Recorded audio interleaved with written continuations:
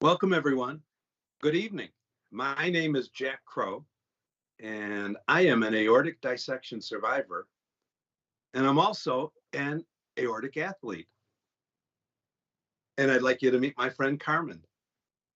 Hi, everybody. Thank you for joining us tonight. My name is Carmen David. I am also a aortic dissection survivor, patient advocate, and fellow aortic athlete. And tonight we're going to be talking about blood pressure, all things blood pressure, exercise, and aortic disease. And so if you like the video, we'd like for you to join us in hitting the like button so that other people can see this as well. And we are sponsored by Aortic Hope and Aortic Athletes, and we would love for you to join us in the support groups that we have online and on YouTube. So thank you so much for joining us. Yeah, and Carmen and I started Aortic Athletes last February, I think, Carmen, right? Yeah. And I think we just passed 500 members of people in all stages of aortic disease from dilation to dissection to repair to just everything, aneurysms, watch and wait. And it's been quite a We're so glad to have these people start moving again. That's really important for everybody. Yeah, and Carmen mentioned Aortic Hope. If I can mention one thing, Aortic Hope just came out with a post-dissection patient guide, the first in the US. It is outstanding. I wish I had it when I dissected. And it's really a terrific resource. If you haven't seen it, go to Aortic Hope's webpage or on Facebook and get a copy of their post-aortic dissection guide. So tonight we have a very special guest, Carmen. We have Dr. Luke Laffin from the Cleveland Clinic, who is the co-chair. And Dr. Laffin, make sure I get this right. You're the co-chair of the Blood Pressure Disorder Center at Cleveland Clinic. And Dr. Laffin just has a world of experience in preventative hypertensive care, as well as a lot of experience working with the aortic community on managing our blood pressure once we get a diagnosis. So our topic tonight, as Carmen said, is blood pressure, exercise, and aortic disease. And so Dr. Laffin, welcome. We'd love to hear you give us a little chalk talk to start things off this evening. Well, thank you very much, Jack and Carmen, for the invitation to speak with everyone. So as Jack said, I'm a co-director of the Center for Blood Pressure Disorders at Cleveland Clinic. I'm also medical director of cardiac rehabilitation there, which many of you, if you've had aortic repairs, things like that, may have participated in. And so I think it's a great opportunity tonight to talk a little bit about blood pressure and just in general, really, to start, and then segue into how does that impact our exercise? How should we think about it in individuals with aortic disease? And so I think you're right, a little chalk talk or just back and forth here is going to be helpful because when everyone thinks they know about blood pressure from a patient perspective. Oh yeah, I've been told my blood pressure's high, or from a doctor's perspective, right? We all sort of see one, you sort of learn how to treat hypertension by the mentors that you did during residency, et cetera.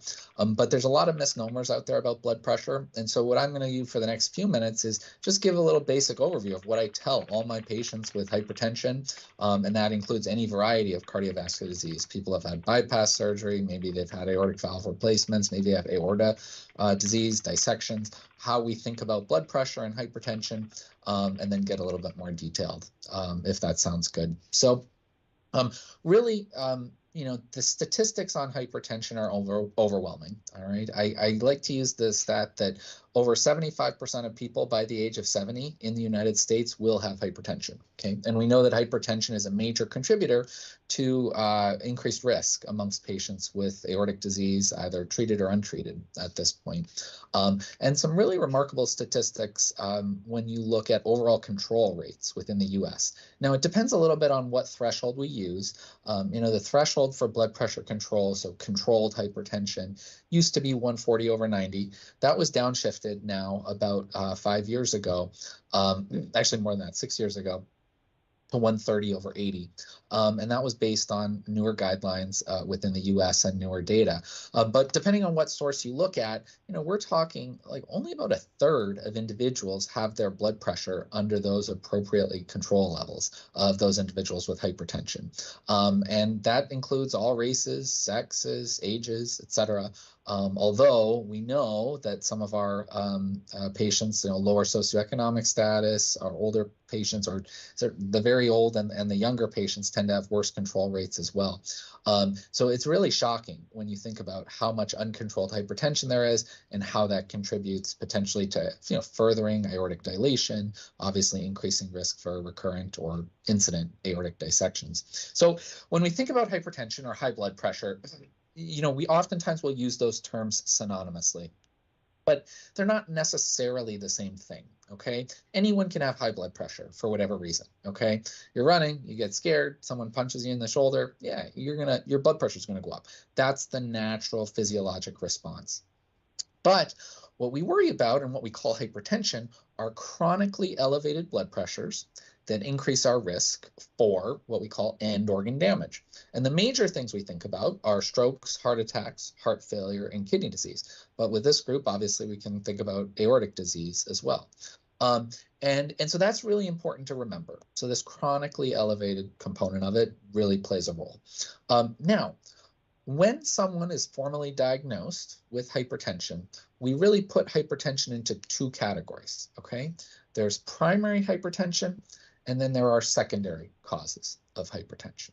So primary hypertension is what most people have, okay? We're talking 90+% of people with elevated blood pressure. And that tends to do with aging, okay? There tends to be a large genetic component of it. It's associated with obesity, certain dietary patterns, etc. So there's a large component of that. But then there are also secondary causes of hypertension. And secondary causes of hypertension are more of a grab bag, okay? It's about less than 10%. And these are more rare or strange causes for elevated blood pressure, and we treat those a little bit differently, okay? So, for example, excess production of certain hormones can do it. Chronic kidney disease can do it. When we're thinking about the aorta, coarctation of the aorta, so a narrowing in the aorta, which causes elevated blood pressure. It's a more rare cause, but we can see it. So talking with your doctor about, do I have one of these secondary causes, or is this good old primary hypertension, is something that people should be aware of, or at least the difference. And one thing that oftentimes gets lost in the shuffle is that these are not mutually exclusive entities, okay? You can have primary hypertension and then a secondary cause can come up. So I think setting the stage with that is pretty important. Now, the other thing, and we're going to talk about different blood pressure thresholds and how we should be measuring blood pressure. The one thing that I think is important when we think about blood pressure in an aortic disease population is don't just let your doctor check your blood pressure in the office and then not think about it, okay? And we see that all too often, and that probably contributes to some of these lack of control within the US because you're running in, maybe you had to have a coffee beforehand, you had trouble parking, you slap the cuff on, check your blood pressure, oh, it's high. Oh, yeah, doc, it's busy, it's kids are bugging me, I just got a phone call, blah, blah, blah. So that, and it's a once a year or twice a year thing. What you want to be doing, and what the American Heart Association blood pressure guidelines recommend for everyone, it's a class 1A recommendation, is some form of out-of-office blood pressure monitoring, okay? And that can take really two forms. So there's your 24-hour ambulatory blood pressure monitor, which some of you watching may have done, okay? That's really a once-a-year thing that people can do. It's a blood pressure cuff that sits on your arm. It's attached to what it's like a 80s cell phone, or 90s cell phone, I guess, in terms of size. And then the cuff inflates every 15 to 20 minutes during the day, and every 30 to 40 minutes at night. And you wear it for 24 hours, you send it back, we get the data. And technically that's the gold standard for blood pressure measurement. And what that does is it gives us a marker of what your pressure is in the clinic, because that's when you put it on, outside the clinic during the day, and then most importantly at night. So that's one way to do it, but availability of that can be limited. These machines are a couple grand, so not every practice will have access to them.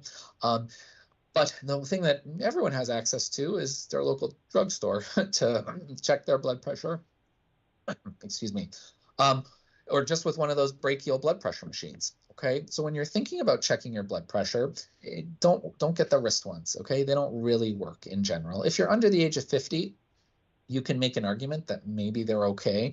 But for most people over the age of 50, the upper arm or brachial blood pressure cuffs are going to be your best bet when you're thinking about checking or tracking your blood pressure.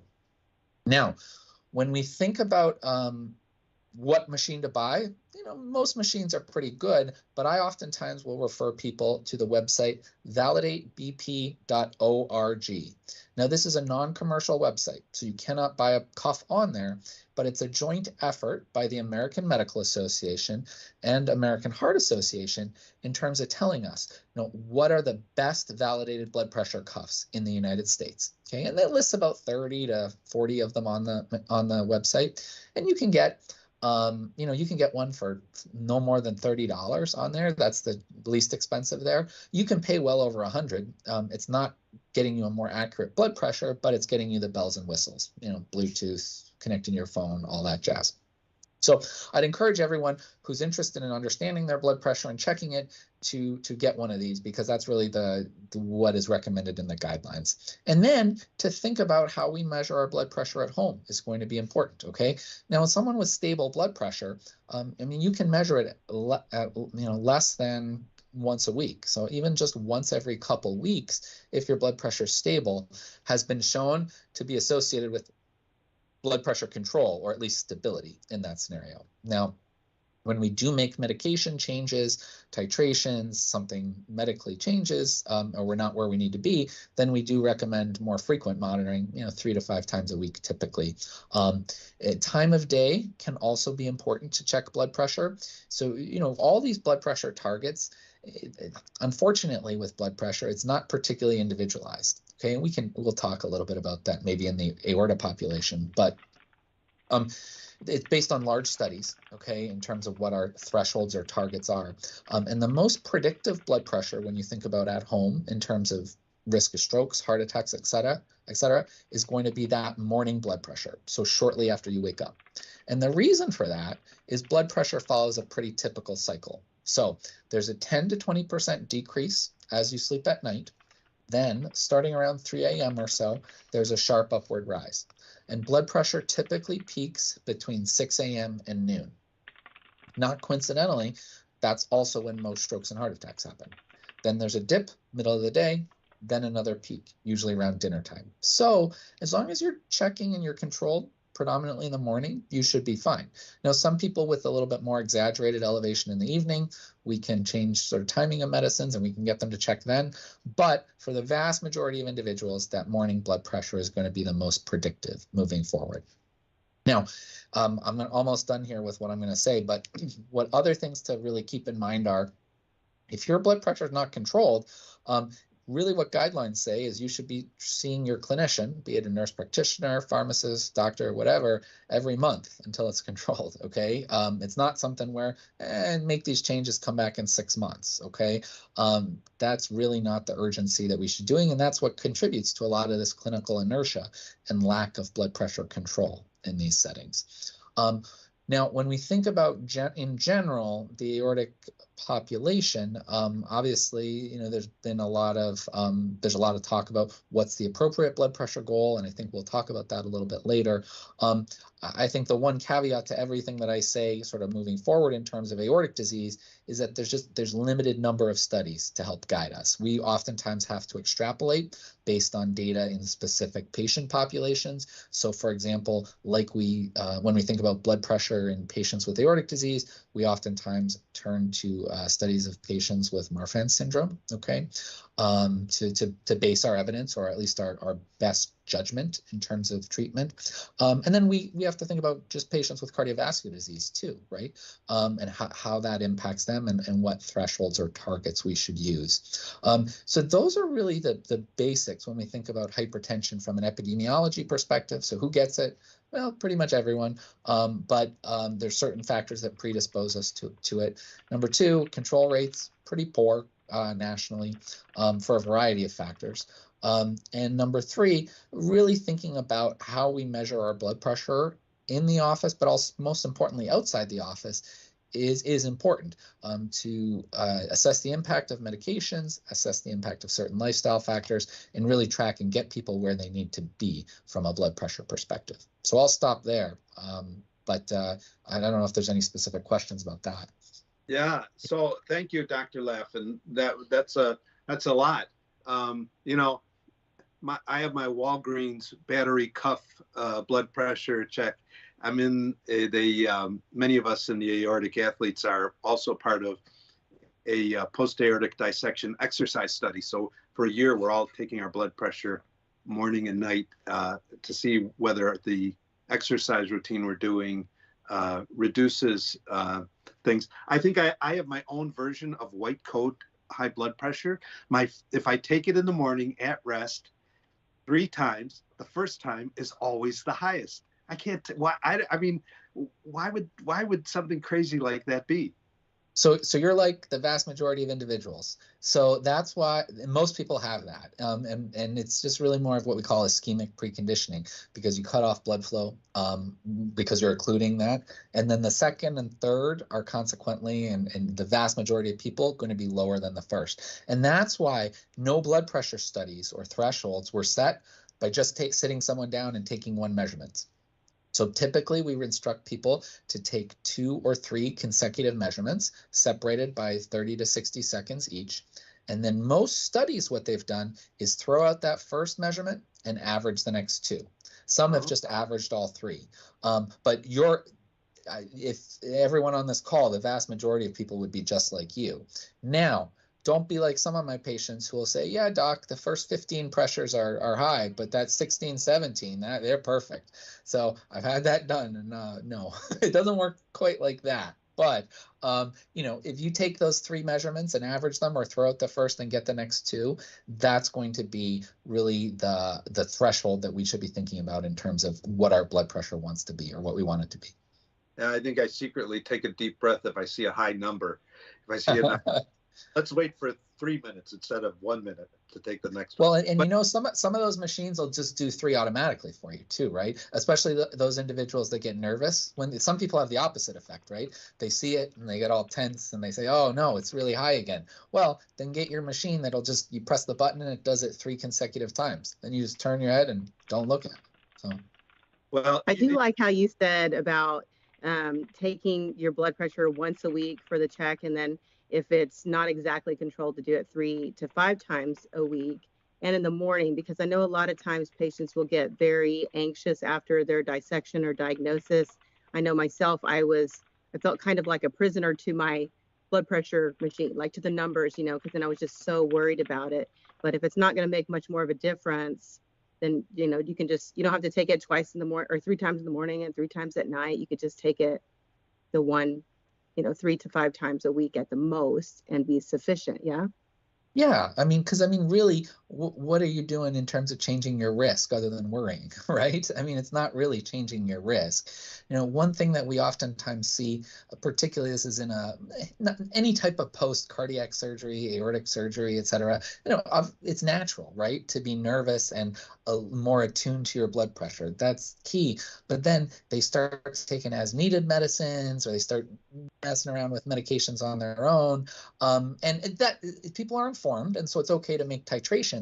But the fact is, with most of these medicines, to get to their steady state in the body, you have to be on them for at least 2 weeks, sometimes up to a month. So it's a little bit of a placebo effect in terms of, you take the medicine, it makes you feel better. It doesn't necessarily actually lower your blood pressure.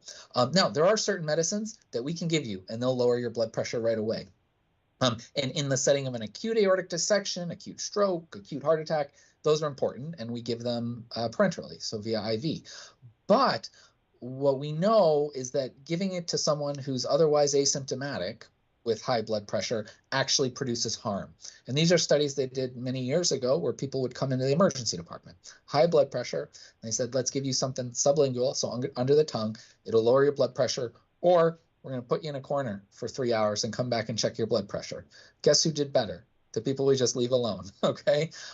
Because the body has a natural sort of mechanisms in place to lower blood pressure over the medium to long term, or over that, even just over the short term, okay? And so if we add too much medicine to lower blood pressure, then people end up having faints, falls, strokes, because their blood pressure goes too low. So really avoid that urge for those as-needed blood pressure medicines. Well, put a pin in that about blood pressure going too low, because we want to come back to that later in the conversation, particularly with exercise. Okay. So you mentioned this, 140 systolic, 130 systolic. In the aortic community, the most recent word seems to be to keep our resting blood pressure below 120 at rest. And I think some of that came from a study that showed that there was a 50% lesser rate of aortic dissection in the general population of folks who were below 120 as opposed to 130. So is there a paradigm shift happening for the aortic community on what our target resting heart rate should be, or should we not care too much? What's your take? Yeah, so I mean, I think that we've always thought about it in terms of lower is better for the vast majority of aortic disease folks. What we know from the most recent guidelines, so these were put forward, I think they were published in December, about a year ago actually now, December of 2022, and they were multi-society guidelines, predominantly by the American Heart Association and American College of Cardiology. So what they recommend is definitely treat blood pressure to less than 130 over less than 80, okay? And that's what we call a class 1 recommendation, and based on large-scale data. Now, where this 120 comes from is some hand-waving to say, okay, I think these patients do better with lower impulse from these higher blood pressures, but also from data from a large study called the SPRINT blood pressure trial. So that was about just under 10 years ago now when it was published. And it compared individuals at higher cardiovascular risk to less than 140 or a goal of about 120 or less than 120. Now, they didn't achieve that goal of less than 120. The average in that other group was 121 millimeters of mercury, but they did better from heart failure, cardiovascular disease, and just all-cause mortality. They had less events. So when we think about this, and what the actual guidelines say is that although data are limited, achieving a more intensive systolic blood pressure goal of less than 120, and this is in patients with aortic disease, is, if it's tolerated, may add benefit in selected patients who are not undergoing surgical repair. And so how do I really translate that into my practice is, if we can get people there on a reasonable number of medicines without an unreasonable number of side effects, we will aim to get that average home AM blood pressure somewhere in the 110s. Okay, but I'm not going to, if I had hair out, I wouldn't pull it out if I was in the 120s, okay, low 120s. I wouldn't say, oh, we absolutely need to add this 4th or 5th medicine to get there. That's how I translate it. Carmen?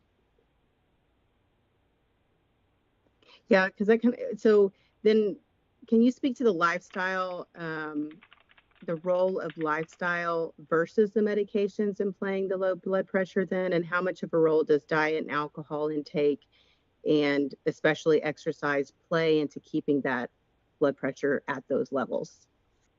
So the way I think about it is 70% of blood pressure is lifestyle, 30% is meds, okay? So they go hand in hand. And a lot of people, they need medicines, right? The vast majority of people will need them. But if you're not doing the lifestyle things, you will just keep accruing medicine after medicine as the years go by, okay? Now, the American Heart Association has a nice list of all the different things that we can do from a non-pharmacological perspective to lower blood pressure, and how much each of them lowers blood pressure in sort of your average population. Okay, and these have been repeated or republished in every blood pressure guideline since 2003, and they're their highest level of evidence. So, 20 years worth of data, and they haven't changed because we believe in them that much. Okay, so some of the points that you referred to. First off, low sodium diet.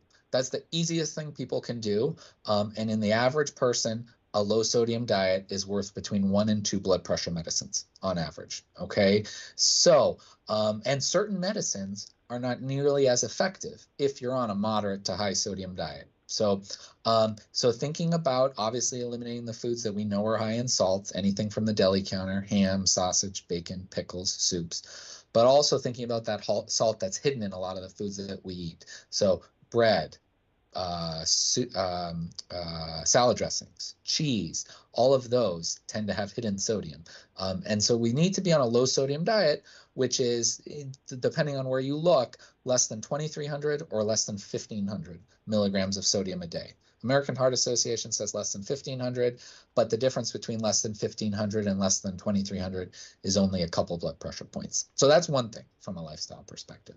Limiting alcohol intake is helpful as well. So generally say no more than 2 drinks for a man, no more than 1 drink per day for a woman. That's what the guidelines say. Regular aerobic physical activity is important as well. Anywhere between 6 and 8 millimeters of mercury from a blood pressure perspective can be helpful. Now, the reason why I don't talk about that with all my patients in their first visit is because the salt is easy to do, the exercise a little more difficult for most people, and you don't see those gains right away, okay, in that scenario. And then all the other things that we think about. Getting to an ideal body weight can be helpful. Getting enough sleep is something on there that's oftentimes underappreciated. So really trying to get 6 to 8 hours of uninterrupted sleep a night. So those are some of the big lifestyle things that we can do that can play a role in terms of lowering blood pressure and keeping it low so that we don't have to add 3, 4 blood pressure lowering medicines. Okay, so then if people are making these lifestyle changes and doing all of these things, is there ever a time for aortic disease patients to be able to go off of the medications when their blood pressure does remain low, or through the lifestyle and exercise starts to become low enough? Yeah, I mean, I think that that's a very personalized decision for most people. It depends on how low we want to go, right? For folks, if they're consistently sitting in the hundreds in terms of their blood pressure, so no higher than 110, I have a little bit more reluctance to give them a medication, even if it's even a beta blocker, right? Which may cause more harm than good, okay, in that scenario.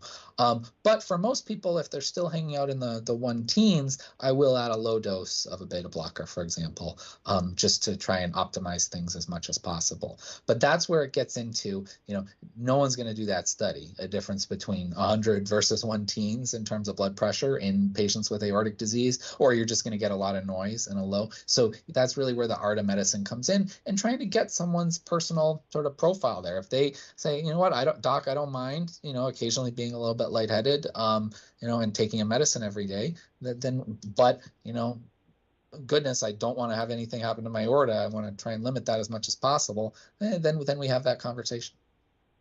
You have stumbled into the most controversial issue in the aortic disease community, and that is beta blockers. I can speak on behalf of everyone. We hate them. We hate the beta blockers. We live with them. I take them and stuff like that. After I dissected, I always say it was like walking around with a wet blanket all the time. It was just terrible. But 2 years later, I think my body is finally adjusted. I'm on 25 and 25 of metoprolol. And why beta blockers? What's the data? What's the evidence? And what about dosages? Does it change? Should it change? So I think let me answer your first part of your question, or your second part of your question first. Dosages should change in people as they adapt, right? Maybe they, post dissection, you're probably going to be, maybe there was factors that were predisposing to your dissection, right? Blood pressure was higher, maybe not doing as much exercise, being as mindful of diet, so it might be on higher doses. But as we introduce some of those lifestyle things, doses should be adjusted, okay? Physiology changes. So I always get a little bit, not necessarily nervous, but skeptical of those folks that say, oh, I've been on the same dose of blood pressure medicines for 20 years. Well, did you really need to go on in the first place then? Okay, so that's what we think about there. Now, from a beta blocker perspective, as I alluded to a little bit earlier, is that a lot of this data is in patients with Marfan syndrome, okay, and showing that beta blockers, have the potential to decrease. They sort of have positive effects in patients with thoracic aortic aneurysms, okay? Looking at propranolol versus placebo in adolescents and adults, it slowed aortic root growth and reduced aortic complications, okay? And so that's why oftentimes, and in the most recent American blood pressure guidelines, beta blocker therapy is recommended as first-line blood pressure lowering drug. I think that, we know that ARBs, so angiotensin receptor blockers, have also been looked at in patients with Marfan syndrome. And there was no, compared to placebo, but then also compared directly to beta blockers. So, those can be considered probably second line for most individuals in this scenario. But I don't blame you, Jack. I mean, the beta blockers, they can make people feel tired, okay, particularly younger people. You don't get the heart rate rise. That's sort of the point of them to a certain extent. And so people can feel a little bit more tired. And adjusting and working with your doctor to find, what's the beta blocker that works for you, what's going to have the best blood pressure effect, but also not cause a sort of a brain fog or a fatigue. And then the other thing to remember is that certain beta blockers, like the short-acting metoprolol, it has negative cardiometabolic effects. It raises blood glucose a little bit and raises weight a little bit. So, talking with your doctor and saying what's best for me is going to be appropriate in this scenario. It's the same as post-myocardial infarction patients, right? For about 3 years post-MI, they need to be on beta blockers too, and our heart failure patients as well. And so we've developed some strategies to try and get people at least on some dose of them. And probably the second most questioned drugs that we hear about in our group are the statins. And what's the role of the statins? Is there a controversy? Is there something out there that's going on with statins? It seems to be developing quickly, and I don't understand it. All right, so everyone hates statins. Let's just put that out there on social media. If you were to type it in that Facebook search bar right now, you would type in statins, and I think you might get 100 sites with like pictures of a devil or something for doctors that prescribe them, okay? But that's all misinformation. They did a study where they typed in like statin side effects or statin adverse reactions and statin benefits, and you got about 4 times as many hits for statin side effects as you did for benefits, okay? So intelligence to blame. Yes, exactly. So I guess, so in general, okay, there's only 2 things that have decreased the incidence of cardiovascular disease, and we're talking all forms of it, in the United States over the past 4 decades. One is people are smoking less. So, we know that is true. Number 2, statins. Okay, it's not that people are more active. It's not that they're losing weight. It's not that they're they're eating better. Okay, statins are really the reason for that. And so the vast majority of people that have had some type of aortic disease should be on a statin. Okay, and so what the guidelines say in the management of aortic disease, it's a 2A recommendation. So it's not quite as high as the blood pressure goals, but if patients have any evidence of atherosclerosis, so maybe they have some imaging and they just have a little bit of plaque in that aorta, for example, then they should be on either a moderate or high intensity statin. Now, in those individuals without any evidence of atherosclerosis, but with something like a thoracic aortic aneurysm, the data is a little bit less clear, but it's still what we call a 2B recommendation. So it's not a don't do it, but it's a, you can consider that, okay? And that's because there was some thought that maybe there's what we call pleiotropic effects of statins. We know that they're anti-inflammatory, so could that help with some of the adverse vascular wall remodeling that's associated with aneurysm formation, regardless of whether there was atherosclerosis present. So the vast majority of people that I see have a reason to be on a statin. nonetheless, and so we put them on it, or at least some type of lipid lowering agent. And then based on some of these guidelines, I think you can make an argument for at least a low dose of statins in most patients with any type of thoracic aortic disease, although I can't say you absolutely need it just because there's not that evidence. So are there any other methods, like, we talked about like changing your lifestyle and the sodium intake for the statin side? Is there something else that you can do besides those things to help versus taking the statin, or another homeopathic kind of method? Yeah, so I mean, there are certain things that you can do to improve your cholesterol profile. It doesn't necessarily change that you probably should be doing both if you do have some evidence of plaque. It's almost the opposite of blood pressure. You know how I said blood pressure is 70% lifestyle, 30% medications? Well, cholesterol is sort of the opposite. 75% of cholesterol is produced in your gut and your liver, okay? So you can't change that. That's genetic, all right? But about 30% is lifestyle. So if someone's exercising, weighing in at a normal body mass index, and making healthy dietary choices, we're not going to change their cholesterol very much with more regimented diet, in that scenario. But for that person that's having McDonald's every day and body mass index of 35 plus, yeah, you can make adjustments there from an exercise, et cetera, perspective. One thing I will say is that there's no supplements or anything that we recommend for lowering cholesterol or lowering blood pressure. And my sort of offhand way to think about that is, do you think any of these pharmaceutical companies, if they knew a supplement actually worked, wouldn't have turned it into a drug and sold it for about 50 times as much? Of course they would have, right? Someone would have developed that and thought about that. And that's actually, statins were developed from early data in that scenario. So, red yeast rice, which is sold as a supplement, that has a component called monocolin K, which is lovastatin.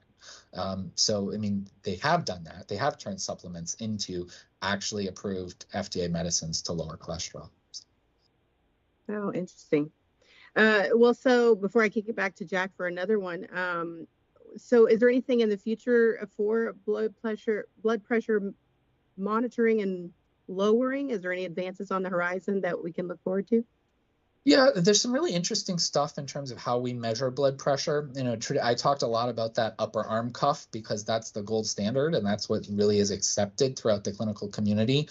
But many of you have probably seen some of these watches out there, some of these patches that you can put on to measure blood pressure. I can't wholeheartedly endorse those at this point, but I'm also not putting my head in the sand and saying they're not going to be used. Of course they're going to be used at some point, right? It's just that we need more data to oftentimes validate them and see if they're helpful.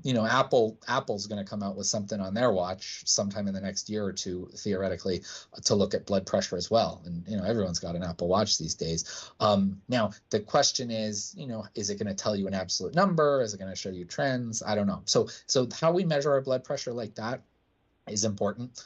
Also sort of thinking about, there are a bunch of different medicines that are being looked at from a blood pressure lowering perspective.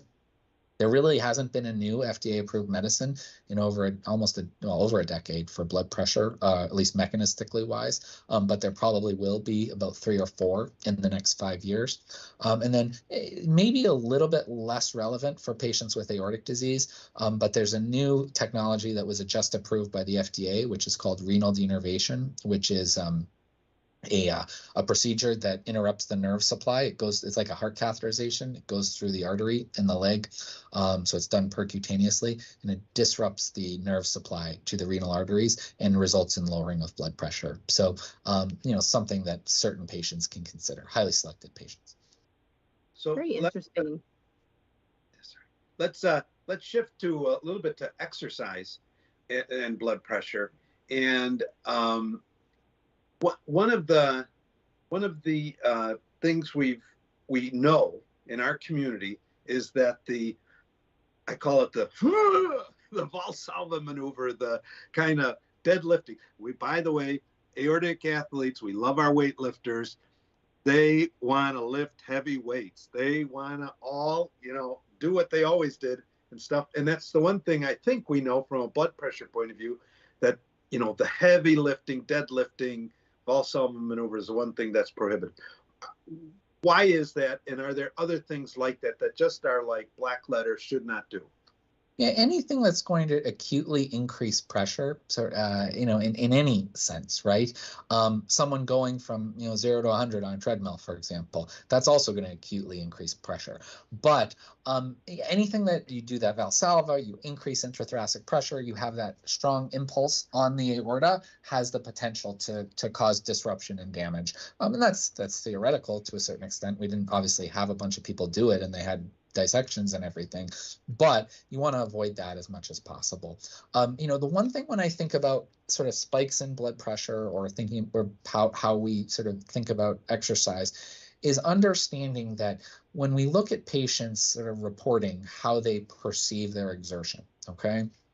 There's different scales for this. It's called the RPE, which is rating of perceived exertion. Most people, when we say, okay, how much are you exerting yourself, blah, blah, blah, they commonly say that it's actually lower than what the actual intensity is. And it can be highly variable and not really specific, and also sensitive to certain confounding non-cardiovascular factors. Did they just eat? Did they sleep poorly, etc.?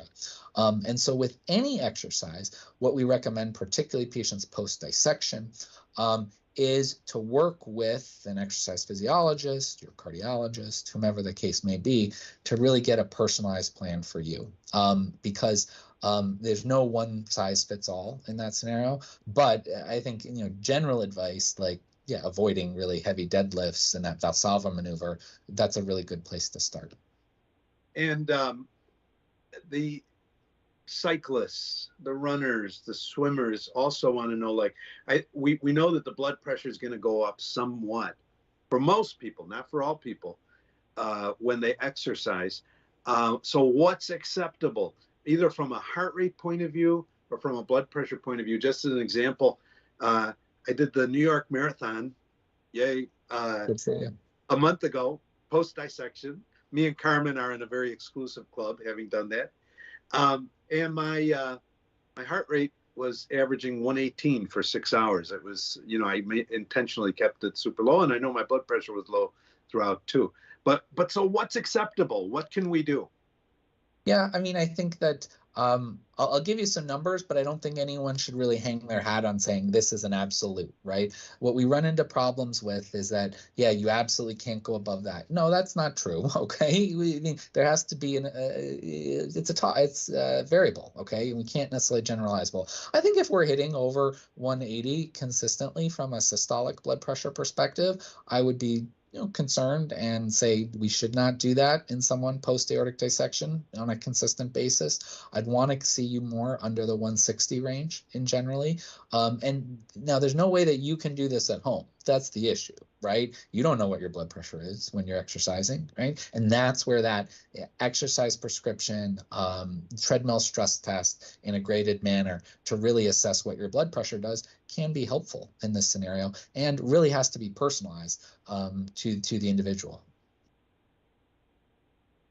Carmen? Yeah, I think that's really important too, because I have told Jack and a couple of other aortic athletes that for myself, I try to keep, within a certain range, and I could never get, even with beta blockers, as low as they get. So I might average like 145 for my heart rate, whereas they may stay at like what was it, Jack, like 110? 118 during the 118. But I felt fine. I felt energized. There was no straining. So like everybody's a little different. So you kind of wonder what is that mark. But like you said, I guess we just don't have enough information out there to really tell us that. And it's an individualized basis. Exactly. It has to be individualized. If someone says, I need to do this for my, mental health and all of that, I just can't get away from it. Look, you got to find someone that's going to work with you, right? I mean, you have to be able to live life. If there was something, aortic disease, hypertension, it's not like pregnancy, you are or you aren't, right? There's different grades of this, okay? And so you have to have a little bit of thought. Now, one thing I will say, if anyone's out there and saying, oh, I want to get an exercise prescription, I'm just going to ask my cardiologist for it. please know not all cardiologists really know this, okay? And so just taking that in mind and saying, maybe I can get referred somewhere so that they can give me a little bit more sort of granular detail. For example, we have a PhD here in exercise physiology, who that's essentially all he does during the day. We put people on a treadmill, we do it, and then he gives them personalized exercise recommendations. We have a sports cardiology center who does it here at Cleveland Clinic. So we have a couple cardiologists that specialize in that. So looking at those factors, if you just have your sort of regular cardiologist, they may be very insightful, but they may not. And so sometimes a little bit more expertise can be helpful. So then if people, what is activity-induced hypertension? And then how would somebody know that they even have that in order to go get these stress tests or whatever? What should the aortic athlete do about it, particularly if their blood pressure does actually return to a normal state once they finish the exercise? Yeah, you can't really know on your own whether you have exercise-induced hypertension. I mean, there's no really way for them to check it, right? Because then you have to stop. And then these machines that you get at home, they're not calibrated to be taken, when someone's pumping their arms or anything like that. Remember, how we measure blood pressure when people are on the treadmill is they got the cuff on, right? And we're listening and we're seeing, how does blood pressure change? Or most machines are not calibrated like that. So you really have to get on a treadmill and do a specific, exercise protocol or test to know if you have it. There's different thresholds that we use in terms of defining exercise-induced hypertension. And there's no specific treatment necessarily, although that can be individualized. Some people, we give them a calcium channel blocker to really blunt heart rate and blood pressure over a short period of time right before they exercise. That's been shown to be sort of beneficial in our practice. And so talking with your cardiologist or doc about really putting you on a treadmill and seeing how you do can be done safely, even in the very early post-dissection period, actually, with appropriate, staff around. All right, last question from us, and then maybe we'll ask Joshua to see if there's some questions from the audience. Some of us have the opposite problem from high blood pressure when we exercise. The darn beta blockers sends our blood pressure low. So, for example, during the marathon, I took my blood pressure several times. I stopped along the way and took it at the end. And all throughout, it was in the 90s. It was, 93 or 96 over 58 or 60 or something like that. I didn't feel faint. I didn't feel any kind of stuff. So why does that happen? Yeah, so there's a certain percentage of individuals who have lower blood pressures with that. I mean, generally, at least when we think about it from just an overall population, not necessarily aortic, that those patients tend to do a little bit worse actually than those that have the really high blood pressures when they exercise. But oftentimes it's a response to fluid status, in terms of sodium status, all those factors. And certain blood pressure medicines can be more potent. As for example, if you're dehydrated or if you've had less salt, their effect is increased. So that's one thing to potentially consider in that scenario. For you, for example, something to consider would be like compression stockings, right? Because what they help to do is they help, prevent blood from pooling in the legs. And obviously, if you're on your legs for a long period of time, you might get some of that, and they raise blood pressure by about 5 to 10 points. So I don't necessarily think you would need to do it because you weren't symptomatic, but sometimes we will have people that are symptomatic with those lows wear them, and they do pretty well. Yeah, my cardiologist here in Chicago also recommended during the marathon taking electrolytes. So I also was kind of taking some tabs. Joshua, what do you have out there? We got a lot of chat going on today. Thanks, everyone. So let's start out. Let's start out with Steve Freeman jumped into here and said, if we're under 50 and have a wrist BP machine, should we upgrade to an arm cuff from your earlier? I would generally, right? I mean, I think if it's not too much of a hassle for you, I would. There's just more data for it. Some people they hate that upper arm machine. But for most people, I would say just upgrade to it's going to be the same cost, right? It's not that much less inexpensive. Go to that website though, Steve, validatebp.org and see what they got there. That's a good resource for you. Okay. Let's see here. Rebecca's looking for a link for aortic athletes. We want to get that in there. Get that. Karen Bertozzi has requested, when we were talking about measuring the blood pressure, she asked morning BP before we get out of bed. No. So it's a great question. So what you want to do is you want to empty your bladder beforehand. Okay. So you get up, urinate, because full bladder raises blood pressure 10 to 15 points. Then go to wherever your blood pressure machine is. Then sit for 3 to 5 minutes, not doing anything, not on the phone, not having a cup of coffee, anything like that, and then press the button on your machine. But no, you don't want to sit on the side of your bed or lie down in bed. That doesn't, I don't know what to do with that information. It'll give us a blood pressure, but I don't know what to do with that. It's just not, how do we put that in a context of where your blood pressure should be? It doesn't, you can't put it in the same context as clinical trial blood pressures. Okay, and so we have kind of a 3-part question here from Patricia. Her target is 110/70 that she was given. So is there we were talking about supplements, so dietary supplements, no potassium, magnesium, nothing to worry about there? I wouldn't necessarily say nothing to worry about. So low potassium raises blood pressure. So it's fine to take potassium if you need it to get your potassium in the normal range. Now, those pills are sort of tough to take. They're big, almost like horse pills. So I oftentimes recommend just increasing your intake of things like tomatoes, bananas, etc. Now, there are certain blood pressure medicines that cause us to lose potassium. So that's sometimes where people need to supplement with potassium. But there's also medicines that we take for hypertension that can raise potassium. And most people that have normal kidney function, who cares? It's fine. But if you have a little bit of decrement in your kidney function or taking a couple medicines that can raise potassium, then you just have to be a little bit more careful about your sodium containing or potassium containing foods and how much supplement, and if you take any supplements for it. Okay, thank you very much. And so you focus on systolic and not diastolic. More so, particularly for older individuals. So important to understand the natural history of blood pressure. So in the typical American diet, what we see is systolic and diastolic blood pressure go up together starting in about our teenage years or late teenage years. Then by about 50 years of age, systolic and diastolic take diverging paths. So systolic starts to go up, diastolic starts to go down. And that has to do with stiffening of the aorta generally, okay? And so I put most of my focus on systolic because that's where most of our clinical trial data is. But in younger individuals, we definitely want to see that diastolic blood pressure less than 85, ideally less than 80.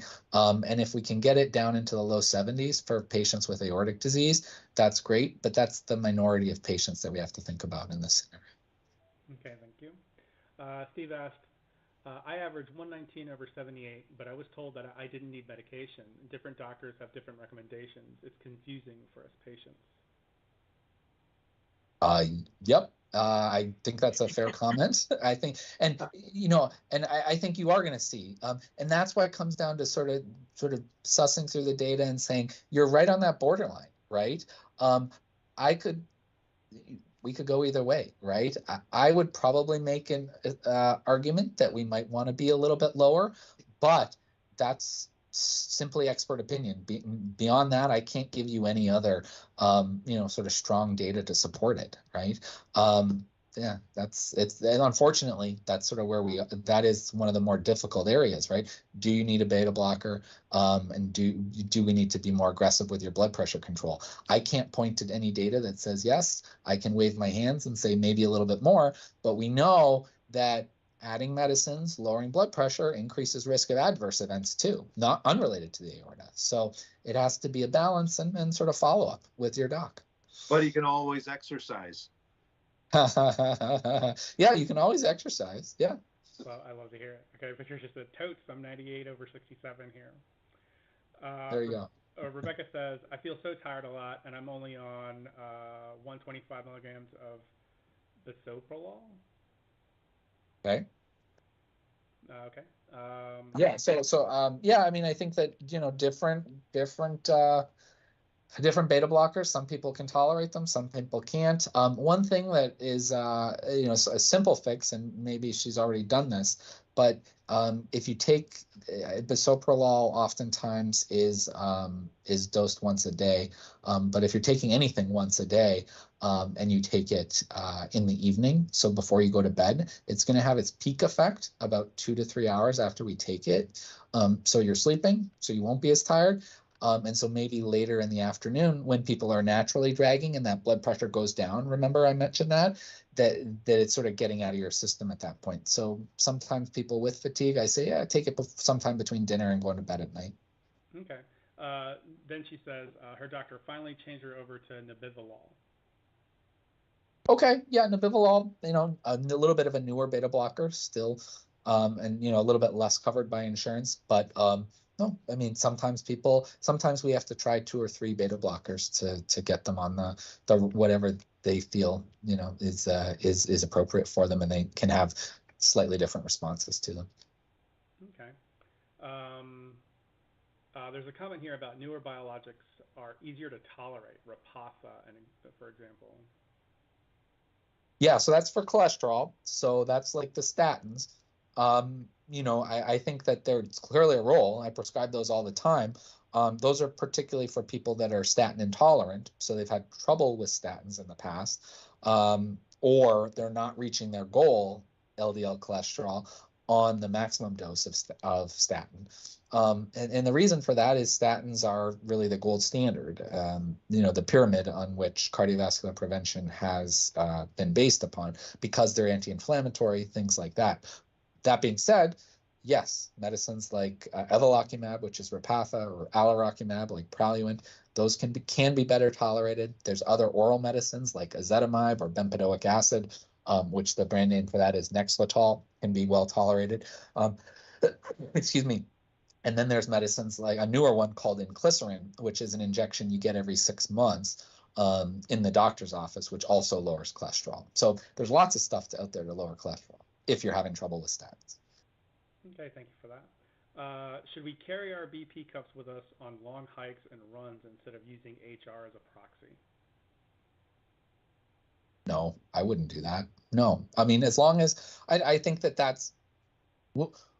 My question would be, how is that really going to impact what you do? I mean, maybe you'll slow down a little bit, but if you've gone through the steps of following guidelines and getting an exercise prescription and knowing where your blood pressure should be, I would argue that's a little bit of overkill. Now, if you're running a marathon and things like that, that's different. Okay, that's many hours of it, but I guess I would say if it's going to make you enjoy your hike more, so you feel less nervous about it, it's fine.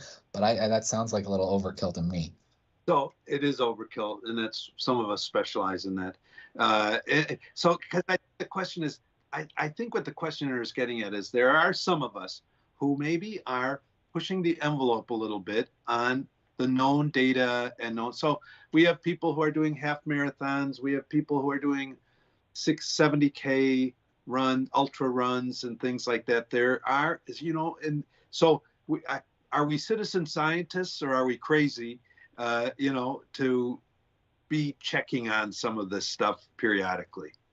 No, I mean, I don't think it's crazy to do it, right? I think that I don't think you need to do it, but if it's something where you want to push it a little bit and want to see, then more information is better in that scenario. So I think that's fine. And unfortunately, we don't have that data, and I don't know how that data is actually going to get developed, right? Because it's such a small population, really. And what are you going to use as your biomarker? The folks that are doing that, are pushing the limits, are the people that are otherwise pretty darn healthy, right? And so are you going to compare them to the sedentary people?